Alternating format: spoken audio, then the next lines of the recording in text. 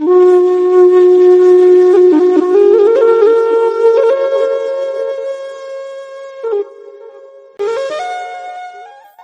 አብ ወወልድ ወመንፈስ ቅዱስ አሐዱ አምላክ አሜን። ድርሳነ ማህያዊ ነዓርቢ ድርሳነ ማህያዊ አምላክናን መድኃኒትናን ኢየሱስ ክርስቶስ ካብ ሰማያ ሰማያት ወሪዱ ካብ ቅድስተ ቅዱሳን ካብ ድንግል ማርያም ወላዲት አምላክ ተወሊዱ ብፍላይ ካብ ዕለተ ሶኒ ጀሚሩ ክሳብ ዕለተ ዓርቢ ዝተቀበሎ ጽዋተ መከራ ዝሕለፎ ስቃይን ሕማማትን ንዓና ኃጢአትና ክድምስስ በደልና ከጥፍእ ዝተቀበሎ መከራት ዝሕብር እሞ ኩሉ ክርስቲያን ክሰምዖ ዝግባእ ናይ መድህን ዓለም ዜና ሕማማት እዩ። ብፍላይ ሰሙናዊ ዓርቢ ወርሓዊ 27 መድሃኒ ዓለም ዓመታዊ ድማ ኣብ ሰሙነ ሕማማት ዝሰምዕን ዘንብብን ዝጽልይን ሰብ ከምቶም ንጎይታ ዝጎነዝዎ ዮሴፍን ኒቆዲሞስን ከምኡውን ከምቲ ጎይታም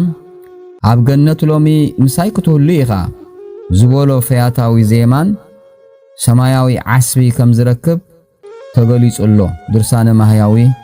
ምዕራፍ 1 ቁጽሪ 5 ሓደ አምላኽ ብዝኾነ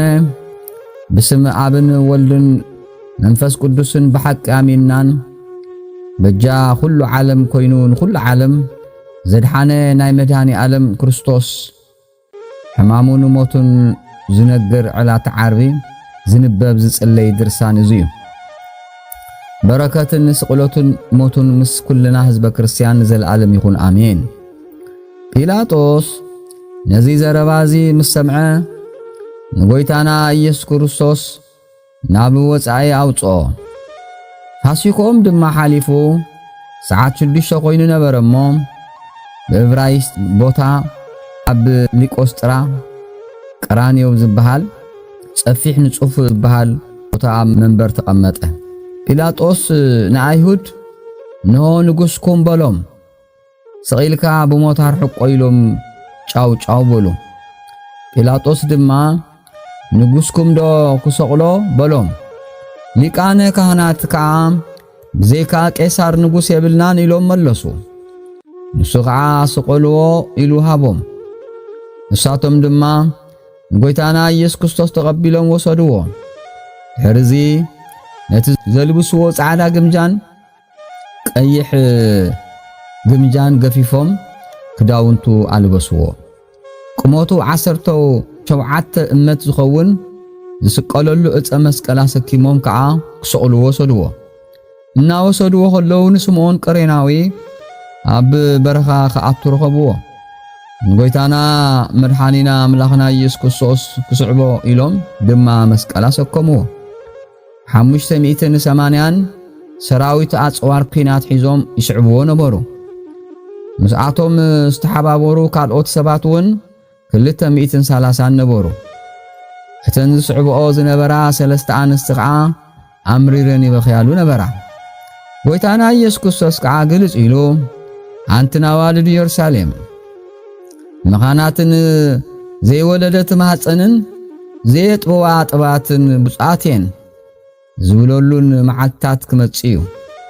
ሞ ምእንታኻትከን ምንቲ ደቅኽን ደኣ ብኸያ እምበር ምእንታይ ሳይትብከያ በለን። በቲ ጊዜ እቲ ንእምባታት ኣብ ልዕሌና ውደቑ ንኾረብታታት እውን ከውልና ክትብልዎም ኢኹም። ኣብ ጡሉልኦም ከምዚ ዝገበሩስ ኣብቲ ንቁጽራ ከመይ ክኾኑ እዩ እውን በለ። ንኽልተ ካልኦት ገበርቲ ክፉእ ሸፋት እውን ምስኡ ክሰቕልዎም ወሰድዎም። ጎይታና ኢየሱስ ድማ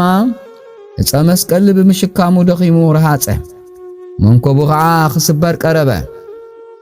ንሱ ነቶም ሰንከልከል ዝብሉ ዝድግፍ ንዝወደቑን ዘተንስእ ክነሱ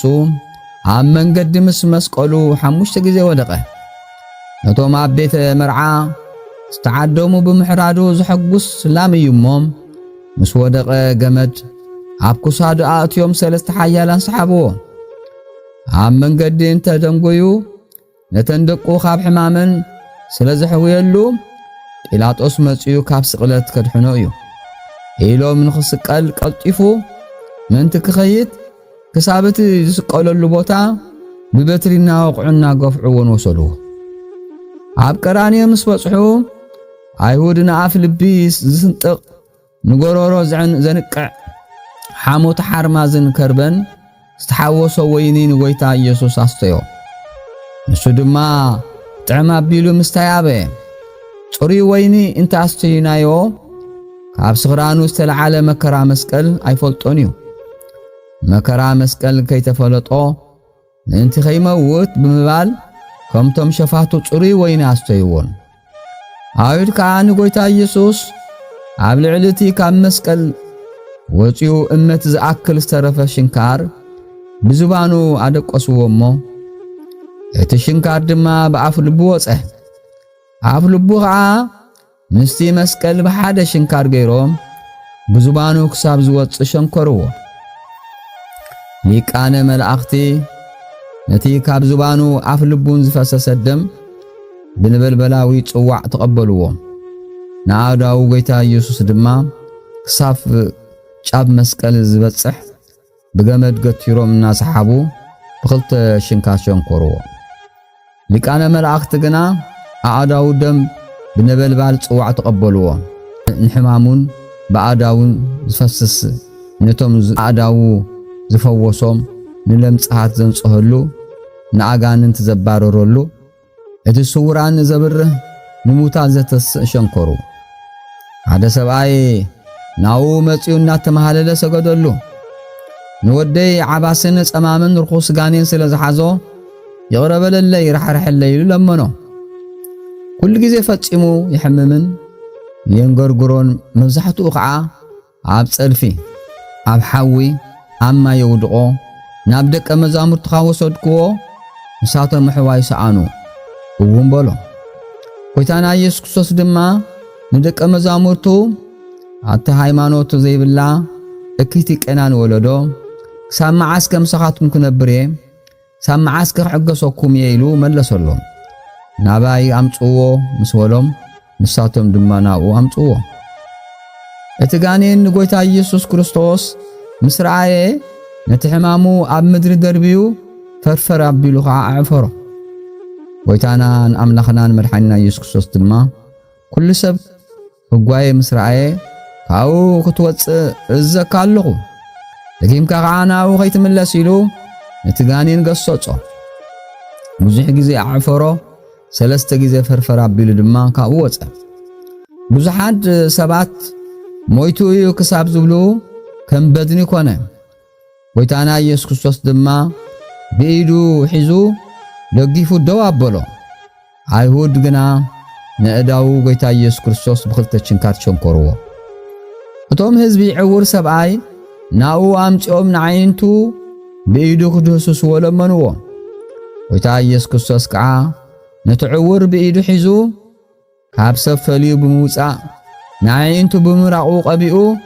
እንታይ ትርኢ ኣለኻ በሎ ንሱ ድማ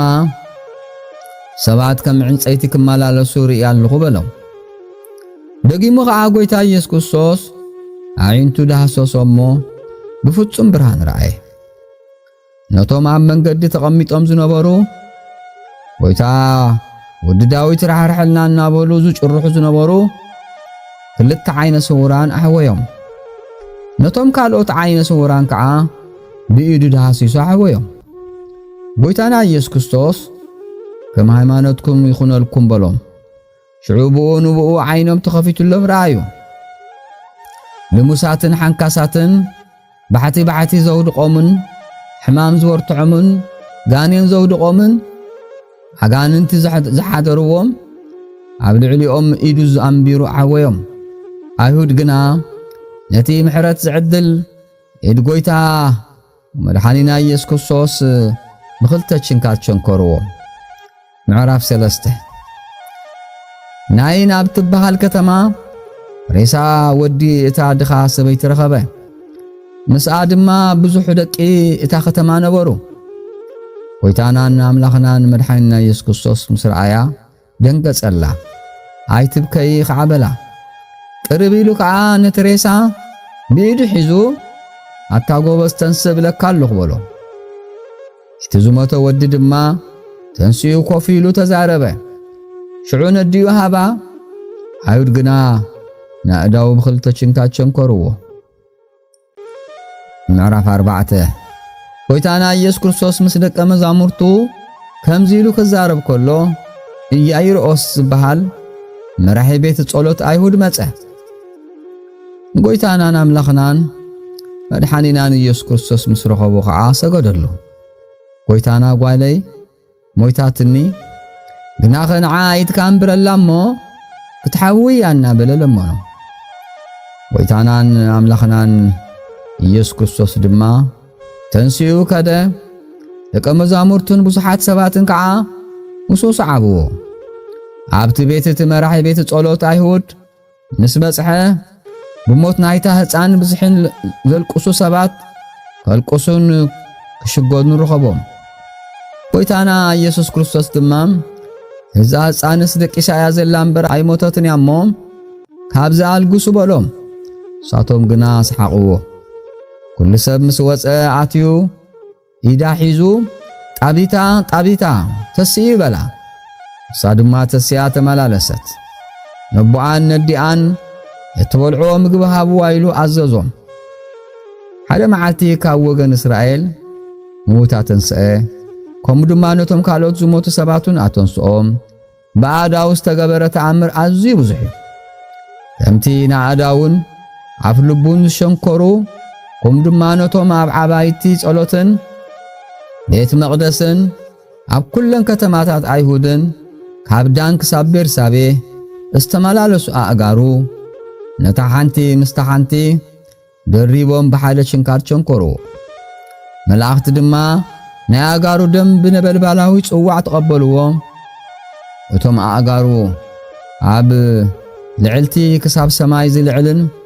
ዝሃምምን ዓሚቕ ባሕሪ ብመርከብን ብዘይ መርከብን ከዱ ከምኡውን ነቶም ፍጹም ዝጠፍኡ ኣባጊዕ ክደሊ በብወርሑ ክሳብ 3 ዓመት ኣብ ኩለን ዓድታት ኣይሁድ ክንዲ ዝዞረ ቸንከርዎ ብኸምዚ እኳ መከራ እንታብዝሕሉ ነቲ ሓቂ ዝፈርድ ከዓ ነገሩ ሕሊፉ ሃበ እምበር ኣይተቐየሞም ብምችንካሩ ድማ ናይቲ ሞት ችንካር ሰበረልና ሔዋን ብእግራ ናብ ዕፀ በለስ ስለተመላለሰት ኣዳውን ኣእጋሩን ብምችንካሩ ከፈለልና ሔዋን በኣዳዋ ፍረ ዕፀ በለስ ስለ ዝቆረፀት ኣካላዊ ቃል ከዓ ምስግኡ ብሓሙሽተ ቅንዋት ብሓቂ ተቸንከረልና ምዕራፍ 5 ንጎይታና ኢየሱስ ክርስቶስ ገጹ ንምስራቅ የማናይ ኢዱ ንደቡብ ጸጋማይ ኢዱ ንሰሜን ገይሮም ሰቐልዎ ኣይሁድ ነቲ ኣካላዊ ቃል ዝተዋሃደ ኣምላኽ ስጋ ሰቐሉ ኣብ መንጎ ኣካላዊ ቃልን ስጋን ፈጺሙ ፍልላይ የለን እቶም ህዝቢውን ንሱን ከምቶም ሸፍታ እዩ ምእንቲ ክብልዎ ንጎይታና ኢየሱስ ክርስቶስ ኣብ ማእከሎም ገይሮም ንኽልተ ሸፋቱ ሓደ ብየማኑ ሓደ ብጸጋሙ ሰቐሉ ንሱ ከዓ ብፍቓዱ ምስቶም ሸፋቱ ኣብ ዕንፀይቲ መስቀል ተሰቕለ ነቲ ሰማያውያን መላእኽቲ ብፍርሓት ርእሶም ዘትሐትሉ ጎይታ ኣብ ቅድሚ እቶም ዝተሰቐሉ መከራ ንኽቕበር ርእሱ ኣዋረደ ነቲ ብሓይሉ ሰማያትን ምድርን ዘጽንዕ ካብ ግርምኡ ዝተለዓለ ድማ ሰማያትን ምድር ዝርዕድሉ ድኹም ዕንፀይቲ ተሰከሞ ንሱ ግና ምእንቲ ክዓርቀና ኣብ መንጎ ኣብን መንፈስ ቅዱስን ኣብ መንጎናን ኣብ ሰማይ ትሕት ኢሉ ካብ ምድሪ ከዓ ልዕል ኢሉ ኣብ ዕንፀይቲ ተሰቐለ ንሓጢኣት ምእንቲ ከጥፍእ ኣብ ዕንፀይቲ መስቀል ተሰቐለ ካብ ሓጢኣት ንሓራ ከውፀና ብምሕረቱ ከድሕነና ንሱ ምእንቲ ሓጢኣትና ብስጉኡ ኣብ መስቀል ተሰቐለ እሱ ግና ብስቕለቱ ንሰማይ ምእንቲ ክቅድሶ ነቶም ኣብ ኣየር ዘለዋ ኣጋንንቲ ከዓ ከውርዶም ከምቲ ሙሴ ነተመን ኣስራዚ ኣብ በረኻ ዝተቆሎም ኣብ ዕንፀይቲ መስቀል ተሰቕለ تبو زعمنا زبل كله كدحن دا أمبر نزل عالم انت خي قدع ناي كبري بعال بيت أملاخنا مدحانينا يسوع كريستوس انت أنا أبعن صيتي مسكال تسقله انت زفلطوس نتناي كبر بعال بيت قويتا أي مسقلو النيروم نسو سماي منبرو مدر دما مرقص اغرو كون كله من تانا عنصيتي مسقل تسقله السوغنا انت اتي زدالو دحنت منان كبل نحفرت نعيقو بتعقستي مكرا مسقل تقبله املاخنوتو كم مزعخي قصره سونوتو اوارد احسره ساموتو كا تعزز خونه كم زبله فيليبيس 1:7 نتي استسقله زي سجد انتلو ووز يخون نسو ما انت دحنت كل عالم لكع كم معازن مدري نلعلن تحتن نيمان نصقامن كم مغارجا تزرغحو اب عنصيتي مسقل تسقله نانا مستم قدوسان نخصمبرنا دما مس عمصኛታት ተቆጽره ጲላጦስን አይሁድን ድማ በደሉ ዝነግር ጽሕፈት ጽሒፎም ኣብ ልዕሊ ርእሱ ኣቐመጡ ጽሕፈቱ ከዓ እዚ ኢየሱስ ናዝራዊ ንጉስ አይሁድ እዩ ዝብል ነበረ ጽሕፈቱ ከዓ በዕብራይስጥን በሮማይስጥን ብጽርእ ነበረ እቲ ንጎይታና አምላኽናን መድኃኒናን ኢየሱስ ክርስቶስ ሰቀሉሉ ቦታ ነታ ከተማ ቀረባ ስለ ዝነበረ ነታ ጽሕፍቲ ኣኸዓ ዘንብብዋ ካብ ወገን አይሁድ ብዙሓን እዮም እቶም ሊቃነ ካህናት ድማ ጲላጦስ አነ ንጉስ አይሁድ ይብል ኢልካ ዳ ጻሐፍ እምበር ንጉስ አይሁድ ኢልካ ኣይትጻሐፍ በልዎ ጲላጦስ ከዓ ነቲ ጻሐፍክዎ ጽሒፈዮ ኣለኹ ኢሉ መለሰሎ እቲ ጲላጦስ ጽሒፉ ኣብ ልዕሊ ርእሱ ዘቐመጦ በደሉ ዝነግር ጽሕፈት ኩሉ ግዜ ነቲ ኣጋንንት ጻሐፍዎ ናይ ዕዳ ደብዳቤ ዝድምስሰልና እዩ እቶም ሓለፍቲ መንገዲ ከዓ አታነ ቤተ መቅደስ አፍሪስካ በሳልሳይ መዓልቲ ካህንጽ እትብል ወደ እግዚአብሔር እንተኾንካ እስከ ንርእስኻ ድሕን እስከ ካብ መስቀሉን ውረድ ኢሎም ንጎይታና አምላኽና ኢየሱስ ክርስቶስ ርእሶምና ንቕንቑ ጸረፍዎ አባ ጨውሉ ከምኡ ድማ ሊቃነ ካህናት ጸሓፍትን ንኻልእ ዘድሕን ንርእሱ ግና ክድሕን ዘይክእል ክርስቶስ ንጉስ እስራኤል انت خوينس اسكحجي كام مسقولي يوردمو رينا بو خنامن እናበሉ አዝዮም የላጉጽሉ ነበሩ ሱግና ከምቲ ባጮምስ በኃይሉን በስልጣኑን ካም መስቆል ኮርድ መኻለ ነይሩ እንተ ሆነ ግና ናአዳም በሞተይ ከድሕን እየዝበሎ ቃል ዘይሕሱይሞ በዚህ ምክንያት ካም መስቀል ዘይወረደ መላእክቲ ነዚ መቀላል እዚ ምስራዩ አሽሓት ሰራዊቶም እልፊ አላፋት ነበልባላዊ አሲፍቶምን ሒዞም ብምውራድ ንሰብ ከጥፍእዎ በተጠንቀቅ ተዳለው እቲ በመጋረጃ ምሕረቱ ንሙሉ ዓለም ዝኸድን ባሕሪ ምሕረት ዝኾነ ጎይታና አምላኽና ኢየሱስ ክርስቶስና አነ ምእንቲ መን ተሰቂለ ኣለኹ ምእንቲ ኦምዶ ኣይኮንኩን ተሰቂለ ዘለኹ ብዛዕባ ሓቂ ክምስክር የመጽ ሕጂ ድማ ቁጣዓኹም ሕደጉ በሎ መላእክቲ ሰማይ ነዚ ምስ ሰምዑ ኣኽሊላቶም ካብ ርእሶም ኣውሪዶም ኣብ ትሕቲ ዕፀ መስቀል ሰገዱሉ ሚካኤል ተደመ ገብርኤል አርመመ ደጊሞም ከዓ ሰራዊት ሚካኤል አኽናፎም ዘርጊሖም ቅንዋት የማናይ ኢዱ ከደኑ ሰራዊት ገብርኤል ድማ ቅንዋት ጸጋማይ ኢዱ ከደኑ ኩሩባውያን ንርእሱ አጽለሉ ሱራፌላውያን ቅንዋት አጋሩ ከደኑ ኩሎም መላእክቲ ዕርቃኖም እንቲ ኸይራየ ከም ድንኳን ኣብ ልዕሊ ሰብነቱ አኽናፎም ዘርግሑ ደጊም ከዓ ወዲ እግዚአብሔር ይይሉ እዩሞ በእግዚአብሔር ካብ ተአመነስ ኖ ሕጂ ዘፍቅሮ እንተኾይኑ የድሕኖ በሉ እቶም ምስኡ ተሰቀሉን የላጉጽሉ ነበሩ አይሁድ ከዓ በቃል ላግጺ እዚ ካብ ማእከል ተሰቂሉ ዘሎ ንጉስ እዩ እዚኣቶም ብየማኑ ብጸጋሙ ተሰቂሉ ከዓ መሳፍንት እዮም እናበሉ አባ ጨውሉ ንሳቶም ከምዚ ኢሎም እናጨረፍዎ ከለው ምስ ኃጢአቶም ምንቲ ከይሞቱ ኢሉ ምንትኦም ከዓ ጸለ ምንቲ ዝውድሉናን ዝገፍዑናን ክንረግሞም ዘይኮነስ ክንጽልየሎም ከም ዝግበአና ከምህር ስለ ዝደለየ እሱ አምላኽ እዩ ጎይታና ኢየሱስ ክርስቶስ ድማ አቦይ ብዘይ ፍልጠት ይገብርዎለው እሞ ይቕረ ይበለሎም ኢሉ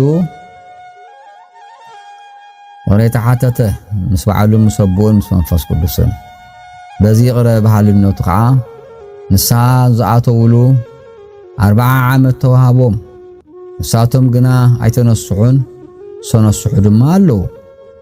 እቲ ምስኡ ብጸጋሙ ተሰቐለ ሽፍታ ከዓ ክርስቶስ እንተኾንካን ርእስኻን ንኣና ናድሕን ኢሉ ጸረፎ እቲ ካልኣይ ሽፍታ ግና እናገሰጾ ኣብ ከምዚ ዓይነት ፍርዲ ኮለናስ ንእግዚአብሔር ዶ ኣይትፈርሕን ኢኻ እሱ እግዚአብሔር እዩ እሞ ምንታና ምንታ ኃጢአት ብዘይ በደሉ ተሰቂሉ እዩ እሞ ንሕናስ በቲ ዝግባእ ተፈሪድና ከም ግብርና ተፈደና እዚ ሰብ እዚ ግና ዋላ ሓንቲ ዝገበሮ ክፉእ ስራሕ የልቦን ኢሉ መለሰሉ ከምዚ ምስ በለ ዓይንቱ ተኸፈተሉ ጎይታናን አምላኽናን መድኃኒና ኢየሱስ ክርስቶስ ኣብ ዙፋን ጎይትነቱ ተቐሚጡ መላእኽቲ ድማ ኣብ ዙርያኡ ቆይሞም ረአየ ሽዑ ድማ ዘክረኒ ኣይበሎን እንታይ ደኣ ብመንግሥትኻ ክትመጽእ ከለኻ ዘክረኒ በሎ ተቐባሊ ሓጣንን ፈያታዊ ዝንስሁን ዝኾነ ጎይታ ሎሚ ኣብ ገነት ምሳይ ከም ትህሉ ብሓቂ ይብለካ ኣለኹ በሎ ንጎይታ ኢየሱስ ክርስቶስ ምስ ሰቀልዎ እቶም ወታደራት ነቲ ክዳውንቱ ወሲዶም ንነፍሲ ወከፎም ሓደ ሓደም እንትክበጽሖም ኣብ 4 መቀልዎ ነቲ ኩለንተንኡ ሁሉም ዝኾነ ሰፋይ ዘይብሉ ቀሚሽ ግና ንዝበጽሐ ክበጽሖ ዕጫ ደኣ ነውድቀሉ እምበር ኣይንቅደዶ ተባሃሉ ከምቲ መጽሓፍ ክዳውንተይ ንርእሶም ተማቀልዎ ዝበሎም እንቲ ክፍጸም እቶም ወታደራት ከም ዝገበሩ ምዕራፍ 6 መግደላዊትን ኣብቲ ጥቃ መስቀል ቆይማ ንኸብዲ ብዘንድድ ንማዓናጦ ብዝቆርጽ መሪር ሓዘን እናገዓረት ትበኪ ነበረት ኣብቲ እግሪ መስቀል ወዲቃውን ክሳብ ሞት በጽሐት 7 ሊቃነ መላእኽቲ መጽኦም ኣጸናንዕዋ ሳግና ካብ ብኽያት ክትናገፍን ክትጸናንዕን ፈጺማ ይከኣለትን አባ ዳዊት ድማ ነበልባላዊ ፈረስ ተወጥሑ መጽኡ ኣጸናንዓ ሳግና ካብ ብኽያት ፍጹም ክትጸናንዓ ይከኣለትን ጎይታና ኢየሱስ ክርስቶስ ነድዩ ነቲ ዘፍቅሮ ወዲ መዝሙሩን ዮሐንስ ቆይሞም ምስ ረአዮም ነድዩ ኣንቲ ሰበይቲ እንሆ ወድኺ ሰበይቲ ማለት ናይ ክብሪ ቃል ስለ ዝኾነ ነቲ ዘፍቅሮ ወዲ መዝሙር ከዓ ኖ አዴኻ በሎ እቲ ወዶ መዝሙር ድማ ናይ ወዳ ዝፈሰሰ ደሙን ዝውጋእ ጎድኑን ሞቱን ምስ ረአየት ካብ ብዝሒ ሓዘን ተለዓለ ከይትመውት ኢሉ ካብቲ ሰዓታት እቲኣ ጀሚሩ ናብ ቤቱ ወሰዳ ኣብ ቤቱ ምስ ኣተወት ከዓ ካብ ብኽያት ምጽንናዕ ኣቤት ክሳብ 3 መዓልቲ ድማ እኽልን ማይን ኣይጠዓመትን ከምዚ እናበለት ትበኪ ነበረት እወያነ ወደይ ሓዘን ውላድ ካልእ እዩ ሓዘን ዓርኪ ኣብ ልዕሊ ዓርኩ ከዓ ካልእ እዩ ናቲ ሓዘን ግና ካብ ሓዘን ኩሎም ሰብ ኢየሩሳሌም ዝመረረ እዩ ኦ ወደይ ብዛዕባ እስራትካ ድየ ክበኪ ወይስ ብዛዕባ ግርፋትካ ወደየ ብዛዕባ መጽፋዕትካ ድየ ክበኪ ወይስ ብዛዕባ መሃረምቲ ርእስኻ ኦ ወደይ ብዛዕባ ስቕለትካ ድየ ክበኪ ወይስ ብዛዕባ ዕርቃንካ ኦ ወደይ ናትካ ነገር መሪር እዩ ኣብዚ ግዜ እዚ ዮሐንስ አደይ ኣይትብከይ ኖ ዮሴፍን ኒቆዲሞስን ከርበን ጨናን ነስኒሶም በፍታ ገኒዞም ኣብ ሓድሽ መቃብር ቀቢሮምዎ እዮም በላ ድንግል ድማ ኣብ መርከብ ኖህ እንተ ዝቀብርዎ ነይሮምውን ኣይምተጸናንዓኹን ነይረ ኣብ ትሕቲ ዕፀ ህይወት እንተ ዝቐብሩውን ኣይምተጸናንዓኹን ነይረ ብኽዳውንቲ ሰሎሞን ገኒዞም መዓዛታት ኣሮን ነስኒሶም ኣብ መቓብር ኤልሳዕ እንተዘንብርዎውን ኣይምተጸናንዓኹን ንወደይ እዚ ኩሉ ስለ ዝገበርኩምሉ ግና ኦ ዮሴፍ ኒቆዲሞስ ጠሊ ሰማይ ይመግብኩም እናበለት ድንግል ኣብ ቤተ ዮሐንስ ኮይና ነዝን ካልን እናበለት በቐየት ምዕራፍ 7 በተን ኩለን ኢየሱስ ክርስቶስ በሰብነቱ ዝተቀበለለን ጽዋተ መከራ በመችንካሩ ምስቃሉ አኽሊለ እሾኽ በመድፍኡ በሞቱ ናብ ሲኦል በመውራዱ በኩናት በመውግኡ ኣብ መቃብር በመቅባሩ ኩሉ ኃጢአተይ ይቅር ክትብልለይ ካብ ኩሉ ዕዳ ኃጢአተይን ክትድሕኑኒ ጎይቶተይ ኣብን መንፈስ ቅዱስን ንዘለዓለም እምሕጽነኩም ኣለኹ ከምኡውን በይተይ ድንግል ማርያም ልምነክለኹ አሜን። ናይ ዓርብ ቀዳማይ ተኣምር ከምቲ ኣብ ወንጌል ዝተነገረ ጎይታና ኢየሱስ ክርስቶስ በኣዳው ዝገበሮ ተኣምር እዩ። ጎይታና ኢየሱስ ክርስቶስ ካብቲ እምባ ክወርድ ከሎ ብዙሕን ሰባት ሰዓብዎ ሓደ ለምጻም ሰብኣይ መጽኡ እናሰገደ ጎይታይ ፍቃድካ እንተኮይኑስ ክተንጽህኒ ትኽእል ኢኻ ኢሉ ለመኖ። ጎይታና ኢየሱስ ክርስቶስ ኢዱ ዘርጊሑ ዳሃሲሱ ክትነጽህ ድማ ፍቃደይ ይበሎ። ብኡ ንብኡ ከዓ ካብ ለምጹ ሓወየ ነቶም ኩሎም ለምጻማቱን አንጽሖም። ንሓማቲ ጴጥሮስ ድማ ጎይታ ኢየሱስ ክርስቶስ ብኢዱ ሒዙ ተንከያሞ ረስና ሓደጋ ተንሲኣውን አገልገለቶም። አይሁድ ግና ንኣዳው ብኽልተ ችንካት ቸንኮሩ። ዓባስን ጸማምን ዝኾነ ሰብ አምጽኦም ብኢዱ ምእንቲ ክትንክዮ ንጎይታና ኢየሱስ ክርስቶስ ለመንዎ። ካባታቶም ሰባት ፈልዩ ብኢዱ ሒዙ እዝኑ ተንከዮ ምራቁ ትፍ ኢሉ ድማ ልሳኑ ዳሃሶሶ ናብ ሰማይ ጥሚቱውን ኤፍታሄ ተኸፈት በለ። ሽዑ ልሳኑ ረቲዑ ተዛረበ ብኢዱ ዳሃሶሶ እሞ እዝኑውን ተኸፊቱሉ ሰምዐ። ኩለንተናኡ ሕይወት ስለ ዝኾነ ንብዙሓን ዓባሳትን ጸማማትን ዝኾኑ ብኢዱ ተንክዩ ብቓሉ ተዛሪቡ ብምራቁ ቀቢኡ ኣሕወዮም። አይሁድ ግና ንኣዳው ብኽልተ ችንካት ቸንኮሩ። ካልኣይ ተኣምር ብልብሱ ዝገበሮ ተኣምር እዩ። ጌንሴጠር ኣብ ዝተባሃለ ዓዲ ጫፍ ልብሱ ክትንክዩ ምስለመንዎ ንብዙሓን ሕሙማን ብኽዳውንቱ ሓወዮም። ካብ 12 ዓመት ጀሚሩ ደም ዝፈሳ ዝነበረት ሰበይቲ ድማ ብልባ ጫፍ ክዳኑ እንተተንከኹ ካብ ሕማመይ ክፍወስ ኢላ ስለ ዝሓሰበት ብድሕሪኡ መጽያ ጫፍ ክዳን ጎይታ ኢየሱስ ክርስቶስ ተንከየት። ጎይታ ኢየሱስ ክርስቶስ ድማ ግልጽ ኢሉ ጓለየ ሃይማኖት ክሕወየት ክበላ ብኡ ንብኡ ከዓ ሓወየት። አይሁድ ግና ንዕጽምቲ ጎይታ ኢየሱስ ብዘንጊ ቆጸርዎ። ሳልሳይ ተኣምር ዓርብ ስቕለት ዝተገበረ ተኣምር እዩ። ኣብ ግዜ እቲ ክቡር ስቕለቱ ንአይሁድ ምእንቲ ኸብርሁ ፀሓይ ጸልመተ ወርሒ ድማ ደም ኮነ። ከዋኽብቲ ከዓ ብርሃኖም ሰወሩ። ወርሒ ፍጹም ብርሃን ከሎ ኣየብርህን። ፀሓይውን ጸልመተ ኣብ ዕንፀይቲ ተሰቒሉ እናተሳቐየ መከራ ዝቕበል ዝነበረ ፈጣሪኦም ከይርዩ ንኹሎም ጸልሞቶም ዕርቃኑን ከይርአ ካብ 6 ሰዓት ክሳብ 9 ሰዓት ናይ መዓልቲ ካብ ፍርቂ መዓልቲ ክሳብ ሰዓት 3 ድሕሪ ቀትሪ ኩሉ ዓለም ጸልመተ። ጎይታና ኢየሱስ ክርስቶስ ክንዲዚ ዝኣክል ተኣምራት ኣብ ቅድሚኦም እናገበረ ከሎ አይሁድ ግና ኣይኣመኑን። ኦ ጎይታና መድሓኒና ኢየሱስ ክርስቶስ ኣብ ዕለተ ዓርቢ ብዚ ፈሰሰ ደምካ ምስተቆረሰ ስጋኻ ኢልካ መሐረና ይቅር በለልና። ጎይታና መድሓኒና ኢየሱስ ክርስቶስ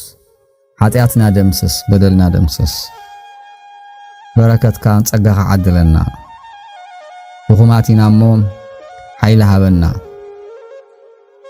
ኃጢአተኛታቲና እሞ በደልና ይቅር በለልና። ኣብ ዕለተ ዓርቢ